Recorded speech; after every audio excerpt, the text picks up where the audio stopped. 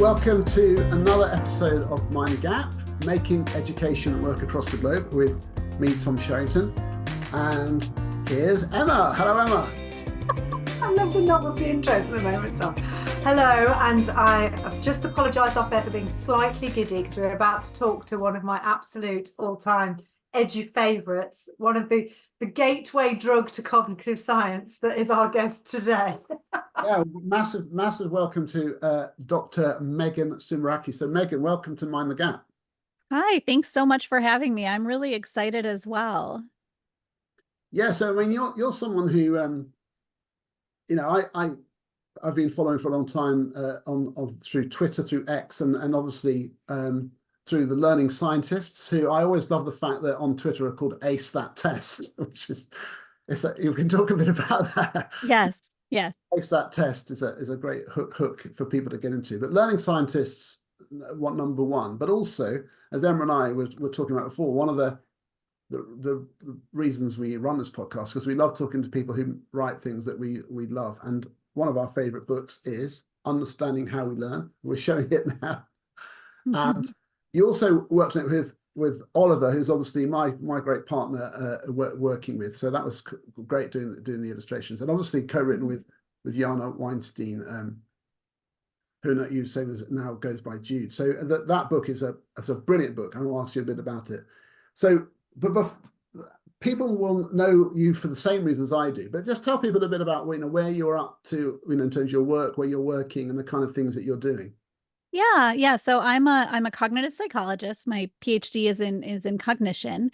And so I was trained to go into academia. I was trained to do research in cognitive psychology, specifically related to learning and memory, and to teach in the university settings and do service. And there's all kinds of things that academics in higher education do that is probably quite boring, even to us. So we don't have to go into that. But mainly, I try to understand how we learn and how we remember and how we apply information. And I teach my own students who are adult learners. I'm a professor at Rhode Island College. I started at Rhode Island College in the fall of 2015, and it was actually in the very beginning of the spring semester in 2016. So it's not really spring, it's January, but because I'm in academia, my concept of months and seasons are all miscalculated. But so early January, spring semester, I was trying to think about ways for my students, specifically my students in my cognitive class, to make connections between what they were learning about how our minds work and the real world. Because of course, everything that we do involves cognition. Cognition is pervasive, right? It's all of our thinking and our seeing and hearing and remembering and attention and all of these great things. But oftentimes the students feel like it's a bit disconnected. And so I was trying to think of fun assignments that would help students make connections between what we were learning and the real world, and maybe even start to understand how they could engage in science communication, because that is super important, honestly, now more than ever, communicating science that is accurate. And so I was on Twitter trying to kind of get a professional profile going to start working on a social media and science communication assignment for my cognitive class. That assignment honestly didn't work out super well, and I ended up going in a completely different direction with science communication and connection with my students. But it was while I was on Twitter that I saw Jana, who her name was Jana at the time. They go by Jude now, so I'll start saying Jude. If I ever slip and say Jana, it's because I knew Jana for so many years before. But Jude was on Twitter just tweeting at students. I guess they had searched, studying for test or test tomorrow or test help, and started responding to the students saying, oh, cognitive psychology tells you we should do this, you should do that. And the response was a little bit lackluster. And I noticed it and I said, what are you doing? And they said, well, I'm just trying to do something to that feels more meaningful than write journal articles that say students and educators should do XYZ, and then nobody ever reads them. And I realized that that was, really important to me. And that was getting at kind of the heart of what I was trying to do with my students and cognitive psychology. And so I remember I was laying in bed, my now husband, he was just a boyfriend, a partner at the time, was like, well, you're on your phone in bed. What are we doing? I'm like, I'm working. It's fine. And we started tweeting at students and started using the hashtag Ace That Test. It was very random. So you mentioned Ace That Test, and it wasn't something we thought a whole lot about, to be honest with you. It was just an organic sort of, oh, well, maybe this will get the students to pay attention. And then were able to see what the other one was posting. And it lasted for like a day and a half before we realized that things go out into Twitter and then they just sort of disintegrate into the ether, but also it's there forever. It's very confusing. So you can't find anything, but also it never disappears off of the internet. So it was my now husband, Sam, who said, you really need, if you want to do this, if you're serious about it, you need a website and a blog. And so Learning Scientists was born. I think partially because maybe Ace That Test whatever was taken. And on Twitter, we were using the Ace That Test hashtag. So we just made it an account, and that was it. And it's stuck around. So that was January of 2016. And it's now we're well into 2024. So it's been over 8 years that I've been doing this project. Jude left academia and left the Learning Scientist Project, but in those first couple of years, we collected some new colleagues. Cindy Niebel, who is now at the St. Louis University of St. Louis School of Medicine. No, St. Louis University School of Medicine, my apologies. And Carolina Cooper-Tetzel, who's at University of Glasgow, and Althea Kaminsky, who is at the Indiana University School of Medicine now. So the four of us have been doing this for almost a decade. It's fantastic. And so the Learning Scientists as a kind of people know that there's this group, but it's a kind of like a band where the members of the band maybe have changed, but you do have this kind of like kudos. It's a bit like a rock star kudos. I love it. It's very, I cannot believe that as an academic anyone is saying anything like this. To me, it's very sweet and also kind of unbelievable. So thank you.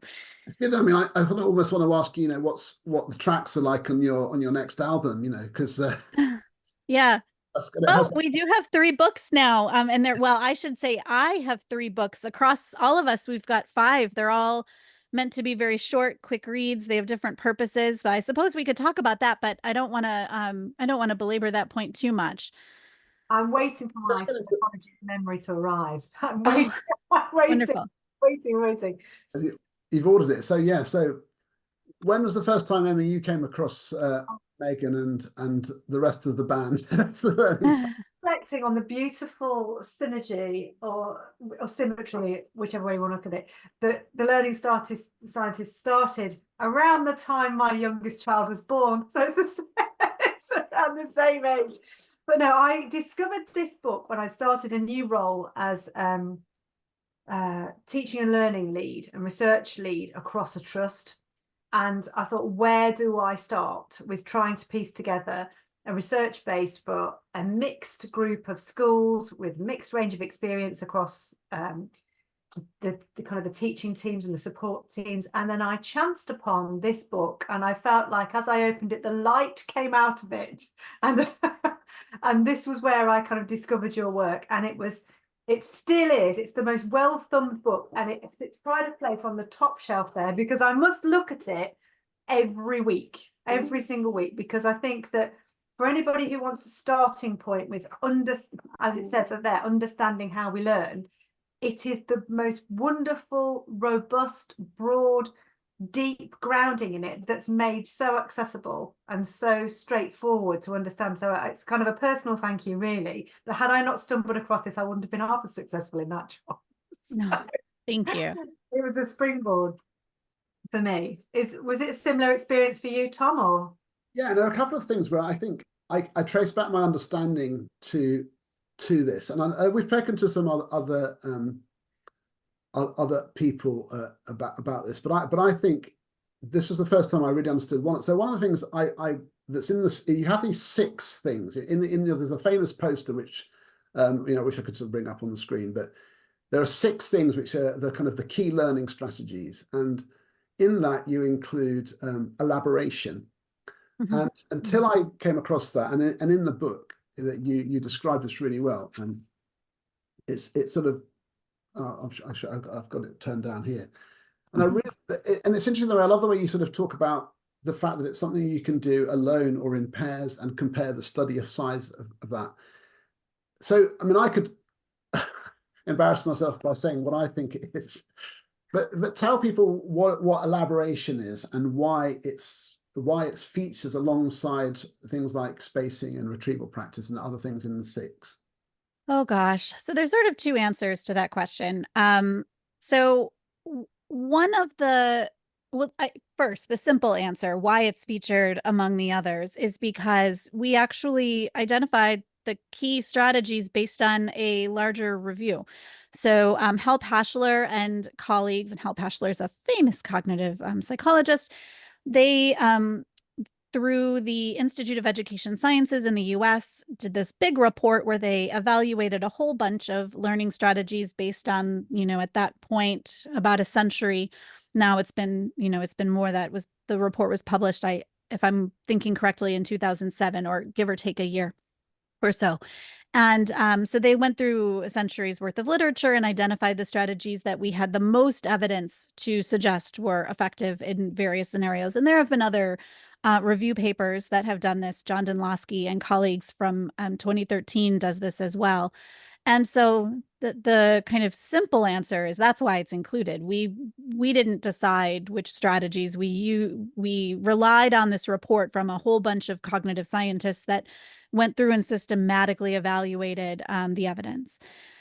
Elaboration, I think, is included among them because it can be quite effective. It's also one of the strategies that is the most difficult to define of all 6.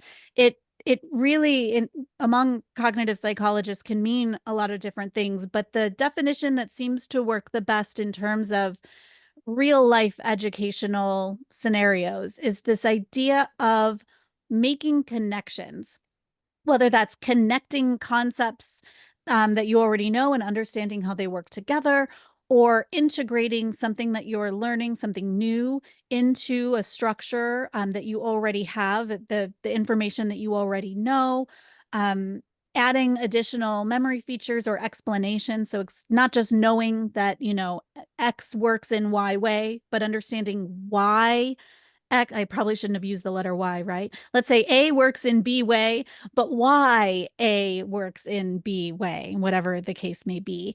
And so educators and students can engage in elaboration by creating these more rich descriptions or explanations, asking how and why questions. So trying to understand and explicitly articulate why something works the way it does, how it works, and understanding the relationship among different concepts. So how are 2 concepts very similar, but also how are they different? What makes them unique? Being able to understand how to discriminate among them is very important as well. And so that's basically what elaboration is in the context of real life educational scenarios. This links to something I was just thinking about that I've been exploring a lot with a lot of colleagues about the difference between knowing something and understanding something. So is it that elaboration that's the kind of the magic ingredient there, that you can know something but not understand it, you can just kind of parrot it back, but it's the process of elaboration that is what leads to genuinely understanding something? Yeah, absolutely. And elaboration is trying to help the student or the learner understand, or explaining, why something is the way it is, and developing that more sort of rich cognitive network, that rich understanding, also makes it more memorable, and it makes you more flexible with it. So if you understand really all of those key features of a concept, and also how it's different from others. It makes it easier for you to figure out how you can apply something in a new setting, come up with a new concrete example, for example. Is it linked to far trans? Sorry, I'm falling down a rabbit hole, Tom, and I can't get out. Sorry. So is this link? Is there then a link to this idea of far transfer then about? Yeah, I would say so. So transfer is also an interesting concept because depending on how you define it, it can mean almost anything. Parroting some definition back 10 minutes later could be considered transfer because it's technically a new situation, right? So we can think of time on this continuum, and one of the kind of features of transfer is that you can take something from one time and transfer it to a place in time in the future. And, you know, this idea of near and far, you can kind of push those boundaries, and, you know, near transfer, you know, I'm getting very technical. Oh, I love it. And Carry I'm on. going down my own elaboration and transfer are the ones that take me the furthest down the rabbit hole, and you both have really plucked those out. So this is good. But yeah, so the goal, I think, of education is transfer, right? We want our students to be able to remember and ideally understand and explain, apply what they're learning in some other context, whether that's in their real lives or in their jobs, or even just like next year or next unit, right? We don't learn something and then just hope it disappears. We want to be able to remember it in the long run and use it and connect it to new things. And that really is, elaboration is key there. So if I have students in research methods 1 in psychology, I really hope that they're going to remember at least something from research methods 1 when they take research methods 2. And that would be transfer. And the more rich understanding and how being able to elaborate and explain and describe is definitely one of the key things, so that when they are in research methods 2 and they are integrating what they're learning in research methods 2, they're able to make connections back to research methods 1. So is it similar to, I mean, you make this distinction in the book about slightly, you know, following on, a self-explanation, sort of talking yourself through. So I mean, I think these distinctions are important. If you're talking about elaboration, is that like a particular form of self-explanation, or are they different things? I think I would probably say that self-explanation is an example or a particular form of elaboration. So elaboration is this huge umbrella. And I actually wrote my dissertation on elaboration and retrieval, and I went down a whole rabbit hole trying to define it. And I you know, I've got some, it's the strategy that I love to hate sometimes, because if we get really nitpicky and we dig into the literature and we start looking at the definitions, it almost ends up being like, it's just such a broad concept that it's almost useless in that context, which is why I say this is how I would define it in these educational contexts. But self-explanation, being able to sort of explain to yourself why you are doing something, how something works, is an example of using elaboration. I would say, and some people naturally do this. So I talk to myself, and usually when I'm talking to myself while I'm working, I'm basically explaining to myself why I'm doing what I'm doing, or why something's not working, or that's why my home office is the opposite end of the house as my husband's home office. We had to do that when COVID hit, because he couldn't stand my constant narration, and I don't blame him. So some people naturally do this. Other people don't. When you train people to do it, there's experimental work where you randomly assign, and the people in the group that are supposed to do self-explanation, you get them to do this and you encourage them to do it out loud. They tend to perform better. So there does seem to be some causal piece to it. But some people just naturally do it as well. And that seems to be helpful, though that correlation doesn't necessarily mean there's causation. We need that true experiment. Hope I'm making sense. Or just wearing at your computer either. That's not elaboration. That's just getting cross with the equipment that you're using. That doesn't fall under that umbrella of just I do that too. Yes. Why was it not working? Why won't this work 2 minutes ago? I know. Yes.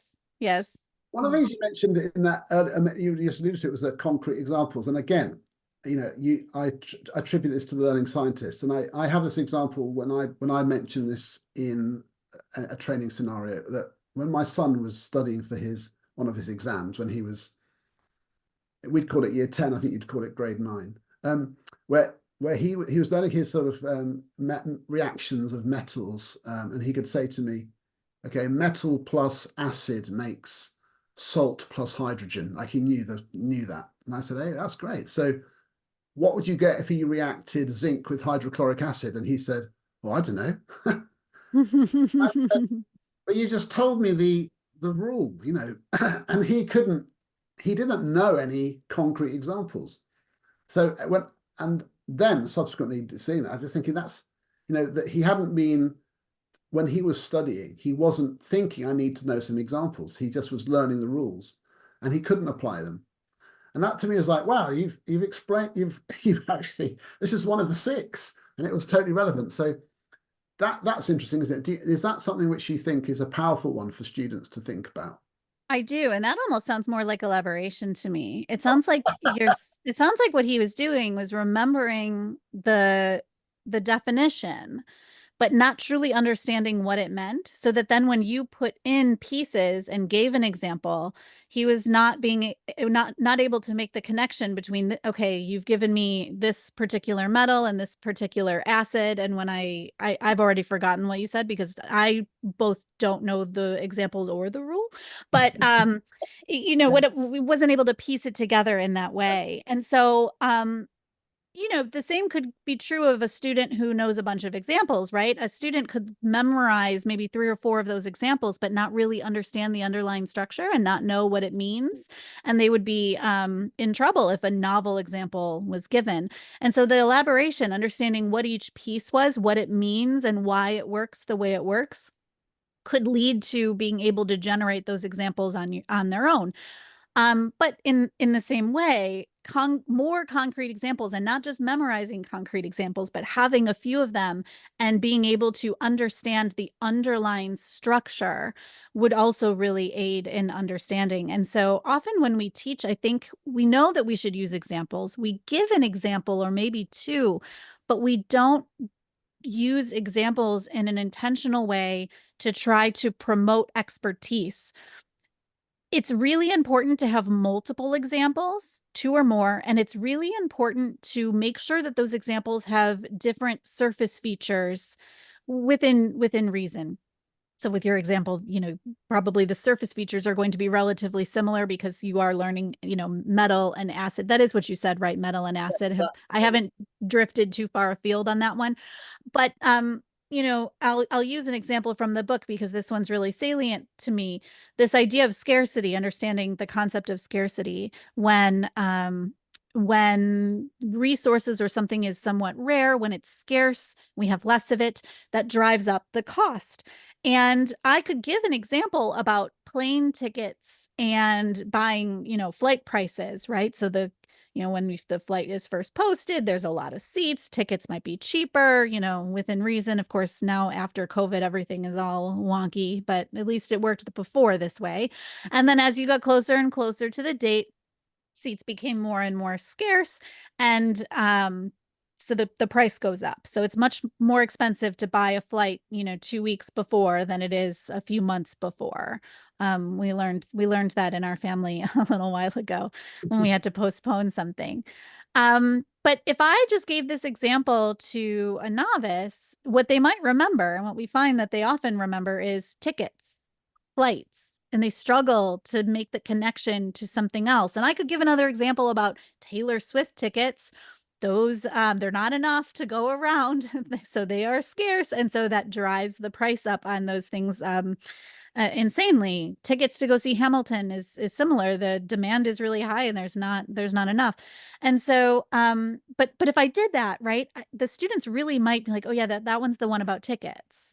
They might not really get that underlying structure. And so another example with very different surface features, like a drought where water is scarce. And now it's not even really about money. It's more about what you use that resource on, what you spend the water on. You're going to save it for drinking and cooking first. And then after that, probably bathing, and then, you know, water balloon fight is way down the line in terms of priorities, for most, although I do have a toddler. She's almost 2, and I'm starting to realize that maybe some of the priorities I had before may be a little different, but drinking water is still really important, right? And that just has totally different surface features from these examples about tickets. And so giving those two examples together can really help a student or a learner to understand that underlying structure, what's similar and what's different, and what's the piece of it that matters. Why is it an example of the concept we're trying to learn? No, I get that. So that's so interesting. So yeah, so really, so it kind of elaboration then has a sort of, I like this, sort of connects a few other ideas together, and yeah, learning the examples off by heart isn't enough. This is so interesting. So I'm glad. Good. I think it's fun too. yeah, totally. Another rabbit hole I want to fall down, Megan, is the Yes. fact that your new book, which I haven't read yet, which I have on order, but I have read the thing about it, is talking about the effects of age on memory.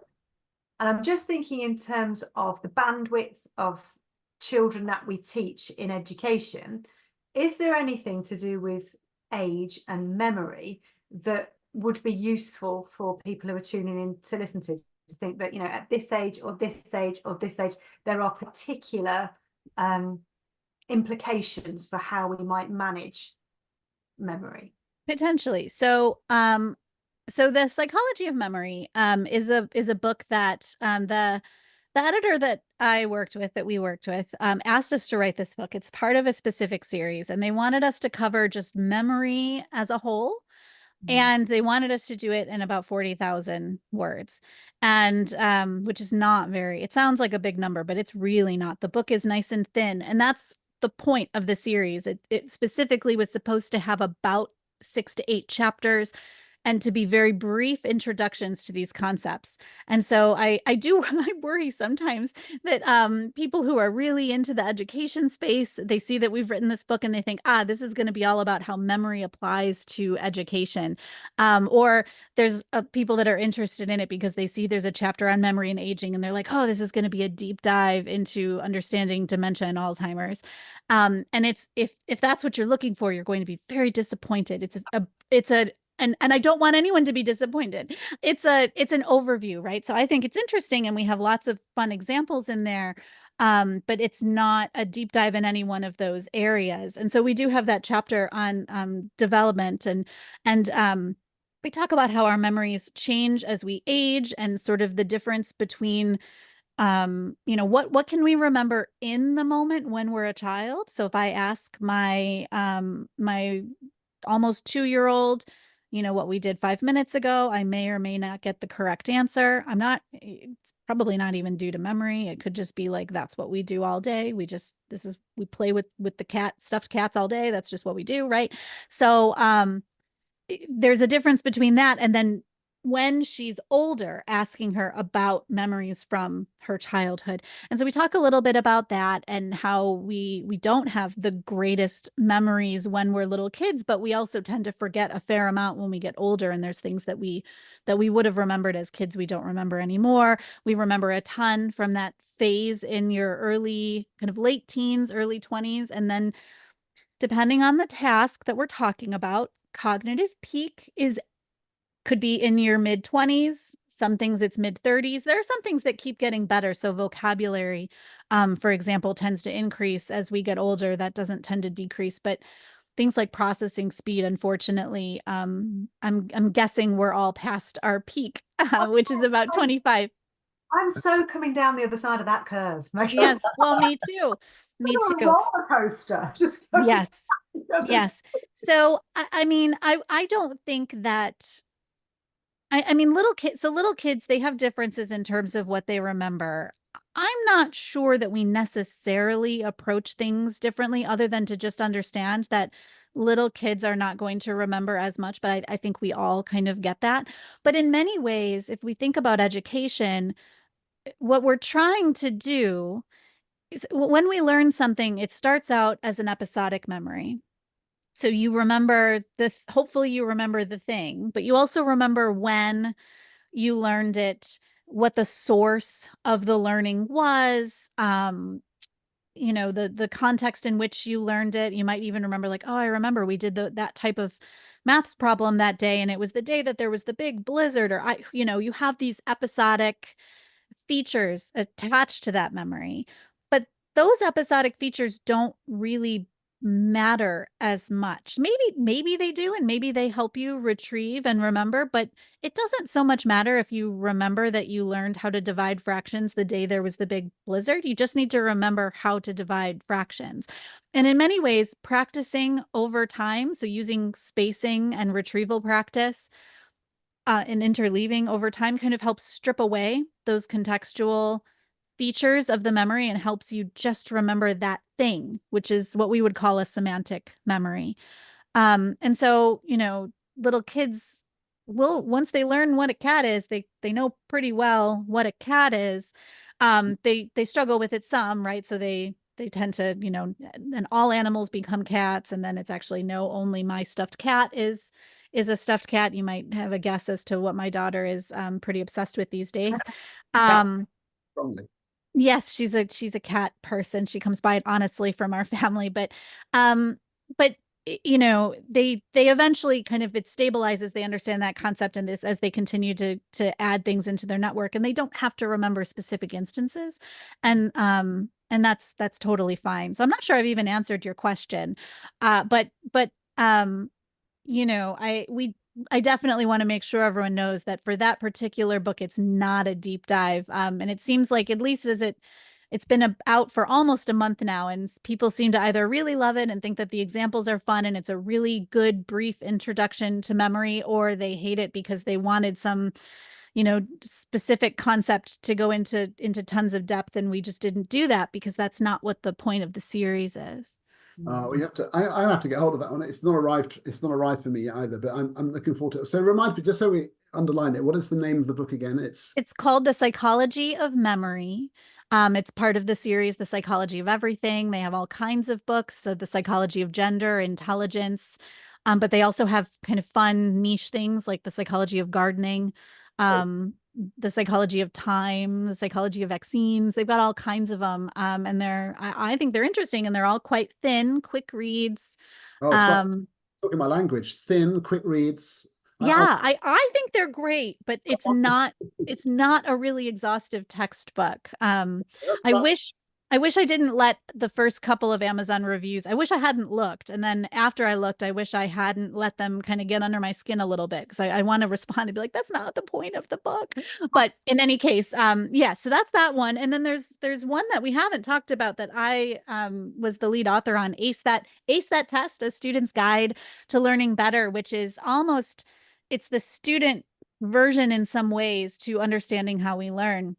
It's written for the students in that perspective, and it covers the 6 strategies, but also a handful of other things like multitasking and preparing your body for learning, because your brain is part of your body. So sleep, hydration, nutrition, these are all really important things. And it's framed for students, mostly those kind of GCSE, A-level, university level students, but younger students could benefit from it as well. And I think educators could, if they want to see kind of how to frame it for those students. But those are the 3 that I've written.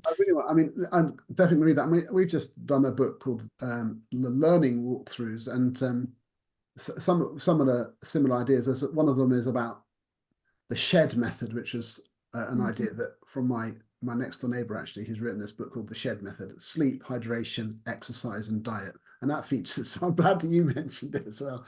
But I wanted to ask you, Megan, about retrieval practice a bit, because I was listening to, and I know this on one of your podcast episodes recently, you were talking about a talk you just did in, I think it was Portland or something. Mm-hmm. And it's quite fun because you're in a hotel room and stuff, like We download sure were. session. Yeah, that sounded like a fun kind of party almost. But Yes. the thing that struck me, which really resonated with me, was the importance of stressing that retrieval practice has many forms, one of which is quizzing. Yes. And then you sort of allude to the fact that there's others. And I thought, well, I'm really pleased that that's something you're emphasizing, because I find whilst quizzing has its place and is powerful, gets overemphasized in classroom routines versus other, perhaps less sort of programmable types of retrieval practice. So what's in the repertoire for teachers and students beyond quizzing, which constitutes retrieval practice? What things come to mind? Yeah, so, formal tests, quizzes, knowledge checks, whatever we want to call them, do have their place. And I have a blog post where I talk about, do we hide broccoli in the brownies, right? And I kind of think quizzing is kind of like, do you know what I'm talking about? There's that cookbook where they puree vegetables and put it in all of the desserts. And of course, that's a great way to sort of sneak in some extra greens, but also you wouldn't want your child, or at least I wouldn't want my child, for their only vegetable exposure to be in brownies, right? Because they need to learn that they can also eat broccoli just sort of on its own, and that's a good thing. And there's a time and place for brownies. And if we can, hide some extra vitamins and minerals into the brownies, great. But that's, we don't want them to think that brownies are the only way to get vegetables. And so, when we're doing some of these other retrieval activities, sometimes it might be kind of like hiding broccoli in the brownies. Students are afraid of testing and quizzing, but we want them to do it. And so we're going to use these other activities to try to get them to do the thing without them realizing that they're doing the thing, right? And that's, it has a time and place, but not always. Now, I think that retrieval, just for the sake of retrieval, is fantastic. And we should do as much of that as possible. But we can't get away from the fact that students are going to be tested on what they know. And those tests aren't going away, even if we were to strip them out of primary and secondary education. There are bar exams for lawyers. There are board certification exams for doctors, right? The tests are not going away. And there's some research suggesting that the more we test and quiz and practice retrieval, the less anxious we become about it because we get used to it. And so there is a really great place, I think, for these tests and quizzes, because it's giving them practice doing that thing that they're afraid of. But there are other activities as well that we can throw in there to do even more retrieval practice. So one thing that I do with my students sometimes is I'll give them a list of concepts, and I'll ask them to I'll either randomize it myself, or I'll tell them to pick two, and I tell them I want them to retrieve as many ways they can think of that the two concepts are similar, and as many ways that they are different. It's actually elaboration. They can come up with examples to do it too, which could be concrete examples, but it's elaboration, but elaboration as a retrieval activity. And they're not being graded. There's not a formal test or quiz question. They're just generating from their memories as many ways that these are similar and different as they can. And I'll have them do it in groups, but I have them start out on their own, jot down their ideas first, and then come together. Because when there's some research showing that when we retrieve in groups, the first person that kind of retrieves and says something out loud, that kind of sets the pace and sets the path for the group. And not everybody's retrieval structure is going to be exactly that way. And if we disrupt everyone else's retrieval structure from the first person who, says something out loud, then that the other people might not get to retrieve as much, not just because they can't retrieve the thing that the student just said, but also that might kind of make them not realize that they could go down a slightly different road, right? It sort of disrupts them. And so I'll have them retrieve a little bit first on their own and then work together. Creating concept maps from memory. So here's a list of concepts, or maybe they have to generate the list of concepts and then draw out how they're related, and the relationships among them. Doing that from memory is a retrieval activity. When I was doing some research with fourth graders, which is, I think, year 5 in the UK, we just had prompting questions, but in little boxes. And so it really was, it's kind of hiding broccoli in the brownies, right? It's to make them not think that it was a test and to be a little bit less afraid of it. And they just, wrote as much as they could remember in the little boxes with the prompts, but from their memory. So that's retrieval. Any of these activities, by the way, could be not retrieval. So coming up with similarities and differences, but using the book or the notes or whatever to do so wouldn't be retrieval. It would still be elaboration, but it wouldn't be retrieval.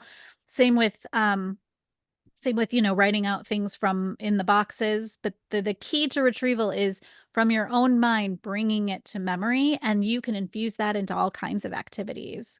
Games like Jeopardy review games, or I do kind of a trivia game in some of my classes for review before exams. That's retrieval practice. And I trivia rules. I don't want to see their phones, and they have to write it on their slips of paper, and all Does it, retrieval. I was interested in it's one of yours. I mean, when you look at the Learning Scientists blog, by the way, if you haven't, people who haven't looked at learningscientists.org, it's a total goldmine. Thank you. One of yours is about covert retrieval Mm. versus overt retrieval. And if I'm right, it's to do with whether you think it or say it. Correct. And that you've got a graph there which shows that they kind of have, in that particular study, had a similar impact. So They did. in one of our recent other podcasts, we've been talking to people about oracy and speaking. And does it make a difference if people have to kind of articulate their ideas? So therefore, overt retrieval versus, So does it matter? Is it important, do you think? I do think it's important. So if what you're trying to do is infuse questions into, say, a lecture to make it more active and engaging, to help the students retrieve, and the responses that the students need to produce are relatively short, even if it's not, super simple. So some of the early basic research on this that I did for my master's thesis was like remembering, vegetable cucumber was one of the items, very basic research just to understand cause and effect relationships. Those very simple tasks, just remembering one simple word, covert retrieval, is totally fine. But even in the education, context, if you were to say, give an example and then say, this is an example of what concept, and the concept is 1 or 2 words, it's easy enough for them to retrieve that covertly. And in those cases, especially when I used cold calling, and that in theory, forced the students to all really try to retrieve covertly, then covert retrieval should be just as good as overt retrieval. But that kind of benefit of, or the saying that those two are similar, I think can fall apart very easily and very quickly. If the response that they need to retrieve is a little bit longer, it's going to be much more difficult to do it covertly than overtly, and then writing down is important. If they are not going to be sort of strongly encouraged to covertly retrieve, it's very easy to just sort of sit back and wait to hear what the answer is going to be. And if they don't actually engage in the covert retrieval, they're not going to get the benefit of that retrieval in the same way. It's kind of like when students have flashcards and they look at one side and then they flip it and they're like, oh yeah, that seems familiar. That's just reading, right? So if the question is asked and they're like, oh, interesting question, and then, Johnny, who always volunteers, answers the question, they're like, oh yeah, Johnny knew the answer. That's just hearing it, right? They have to actually retrieve. Another thing that I found in my work, and Sarah Tauber and her colleagues have found this as well, is that metacognitive judgments are inflated a bit by covert retrieval compared to overt. So you think that you are more correct and know the answer better than you do when you covertly retrieve compared to when you're forced to write it down. And this makes logical sense. If you have to write it down, you have to really, can I articulate this? It's right there in front of you. It's easier to see like, oh, I guess I don't know it as well. Whereas in your head, you can kind of retrieve parts of it, or kind of see like, oh yeah, I've got this like familiar, I kind of know what that is, but you're not fully retrieving it. Yeah, I know it, but you don't. And so my recommendation for educators would be, if there's time, absolutely have them write it down or say it out loud. Speaking is fine too. That's overt retrieval as well. Only use covert retrieval if you wouldn't use retrieval otherwise. Oh, interesting. So like covert retrieval is like better than nothing. Okay. Now that makes total sense to me. Emma, what do you think? I was imagining a picture in my head while you were talking there, Megan, and you can tell me if this is the wrong picture that I've imagined. You can see if there's a kind of bit of a mismatch. I'm imagining a triangle, and at the top point of the triangle it says here, and at the bottom 2 corners it says do, and say, and in the middle of the triangle it says thinking. So the retrieval is that can be kind of thinking about what you hear, thinking about what you want to learn by saying it, and then thinking and with retrieval with what you do with writing it down. And I'm just thinking, is that kind of a model of ways that you could view that process of retrieval, as in retrieval, the things that you hear, as in when the teacher's just asking you to consider a question in your head, then the considering the retrieval by having to then say it out loud, and or considering the retrieval and thinking about the retrieval by asking them to write something down. I may be totally wrong here, but that's what I was thinking. Yeah. Yeah. And I think the hear, it's almost like, you know, hearing it in your head, right? So, you know, we all have little voices in our head, and we can, like, if I say count out loud, but in your head, that technically is sort of an oxymoron, right? Like, you can't count out loud and just in your head, but you all know what I mean, right? Use your little inner voice and you know, 1, 2, and you do the thing. And so covert retrieval is using that inner voice and saying it in your head. The problem is that that little voice in your head doesn't always have to articulate everything as clearly as outward as your outward voice does. But yes, I do think that that could be, there's a lot of different ways to retrieve. It can be writing, it can be speaking, it can be just thinking, putting it in, articulating it in your head. Retrieval is the process of bringing it to mind. So that happens in all three of those. But when we force students to write it or say it, it creates a little bit of accountability as well for them and for educators. So one of the benefits of retrieval practice can also be for the educator to see what their students or what their learners know and don't know, and can be a way to sort of figure out what to do next. And you miss that if you only do covert retrieval as well. So covert retrieval is definitely not as good as, but you know, if we're talking about infusing questions into a lecture, if you can really encourage everybody to retrieve, that's going to be better than not infusing those questions at all. Yeah, and you need to sort of, like you say, with the flashcards, ultimately, like and part of the ASTAT test sort of literature is around, you know, encouraging students to study at home. You've got to learn to self-check, and probably if I'm self-checking, I'm mentally testing myself and then seeing if I'm right. And in practice, you're unlikely necessarily, you know, to write that out and then check. So you've got to sort of learn to trust your own covert retrieval as a test. Do I know it? And then test yourself. I feel like that maybe that's, so it has its place as a training ground in class, because this is what students will probably do at home if quite often they don't have anyone to talk. And it's very easy to get into this, like, oh, that seems familiar, and then flip it and like, yeah.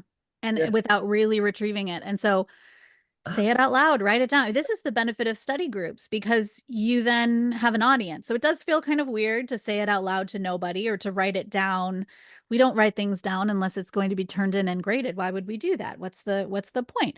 Everything must have points, at least in the US. It seems like there's a kind of drive. I know it's different in the UK, where you don't have the same kind of grading and GPA structure as we do. But you know, when there's another student, it feels natural to say it to the other student or to write it down, and how, you know, the two can work together and check. And so I think that can be really beneficial. You can also just get really comfortable with teaching your parent, your sibling, your roommate, your turtle, all about the thing that you're learning about. And you know, this is where being comfortable just talking to nobody can be really beneficial. Just you know, saying it out loud, just to say it out loud when you're on your own. I probably did that when I was in high school, and I imagine it served me well, even though I wasn't probably doing it intentionally.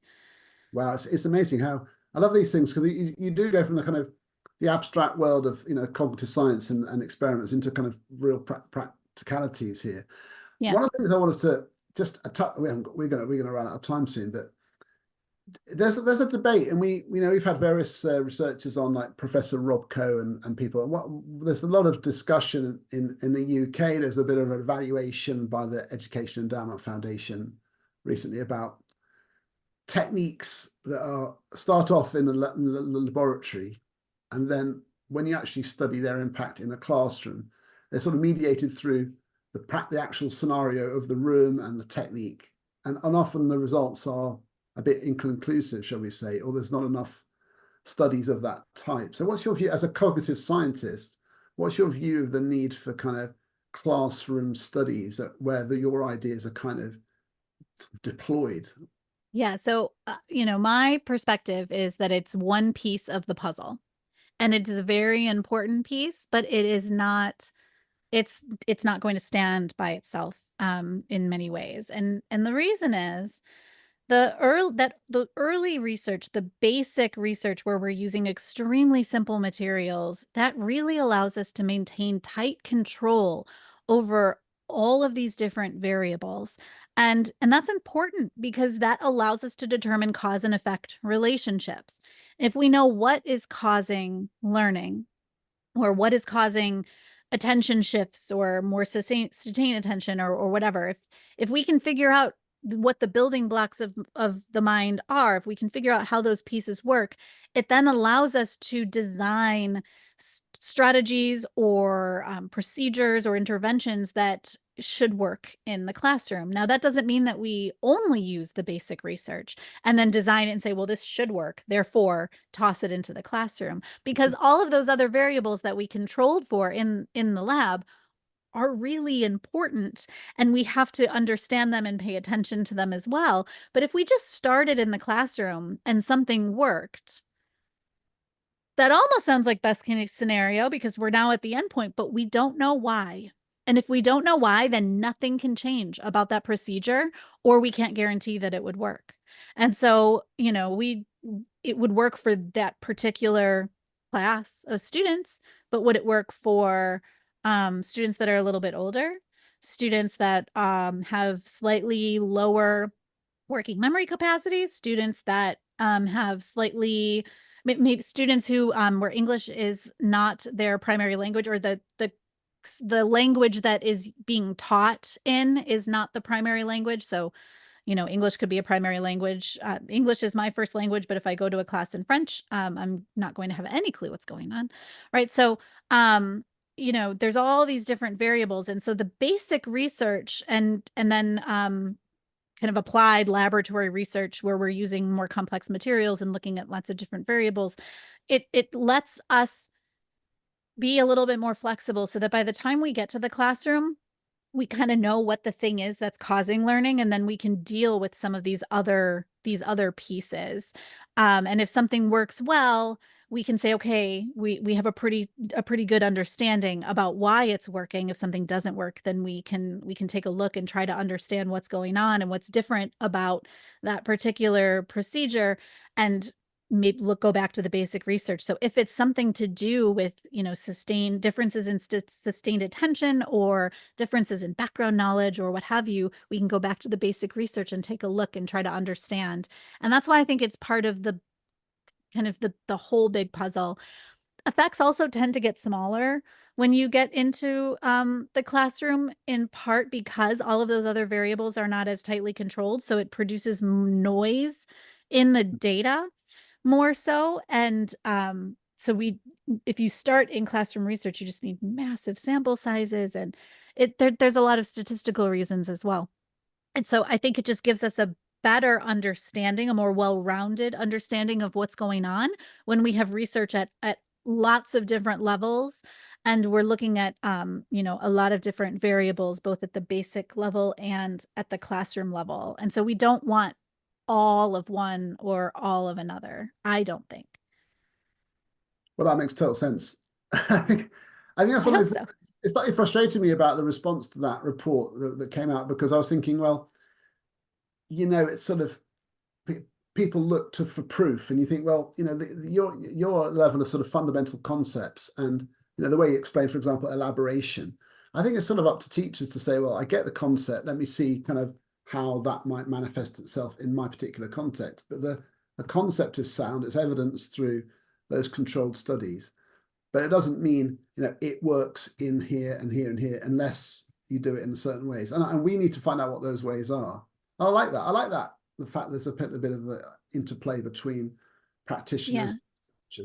It should be how we think, shouldn't it, really? Well, there's a little bit of give and take. So if we take, I mean, we could say, okay, if we have to have evidence, everything has to be evidence-based. so what kind of evidence is acceptable? Is it only if I'm going to say something works with my students, do I need to do the experiment with my students first? What about the next semester when I have a different group of students? Do I have to redo it again to determine whether or not it's evidence-based? Or can we say that the 2 semesters of students, while they're not the same, they come from roughly the same population. And so I'm willing to say that if it worked in one class, it's probably going to work in another, but I am going to monitor and kind of see how it goes. And of course, that's very difficult because in the moment when students are actually learning, mastery doesn't mean long-term durable, flexible learning. And so that makes this very difficult. What about, your students, Tom, versus my students or Emma's, or, how far are we willing to go? And obviously some jumps seem a little bit far in order to say, this evidence-based thing works with lots of different types of students, but some of the jumps that I might be comfortable with are maybe not as strict as others might be comfortable with. I think it depends a lot on the evidence base, how much research there is, how many different labs have tested it, how many different types of classrooms, how many ways it's been tested, and so the classroom research is just one piece of the puzzle, unless we want to say the only evidence that we'll take is with my students in this semester, in this class, with this subject area. Yeah. Right. And then items on this particular test. I mean, what are we left with? Right.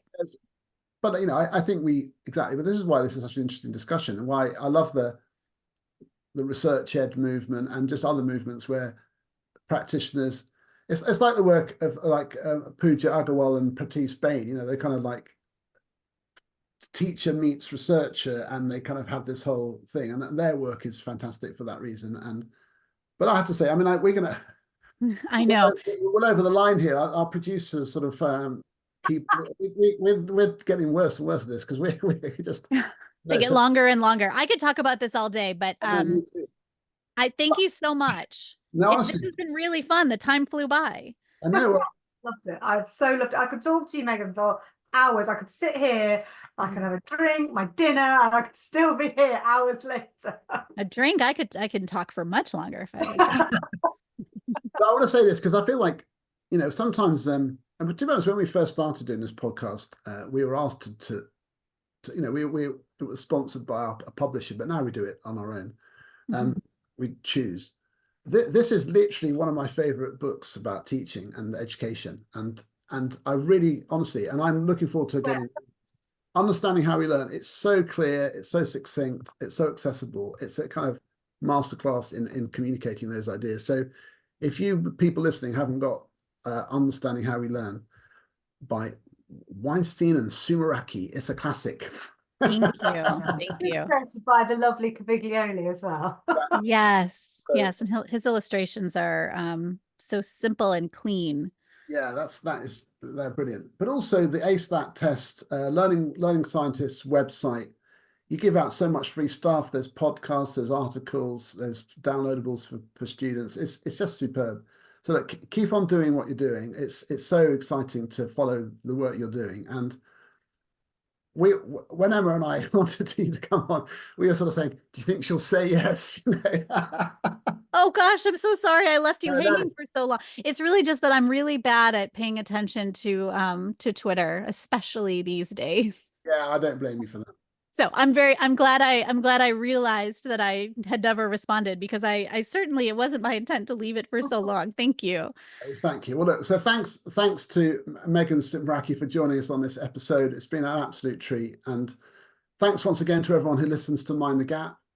We are thrilled with the audience that we've been getting, and this episode is just going to be massively popular, I know. So thanks to everyone listening.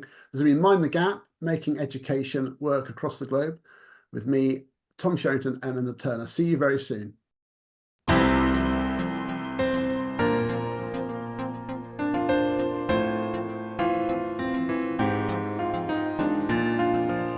Thank you for listening to Mind the Gap. I'm Emma Turner, and I've been presenting with my co-host Tom Sherrington.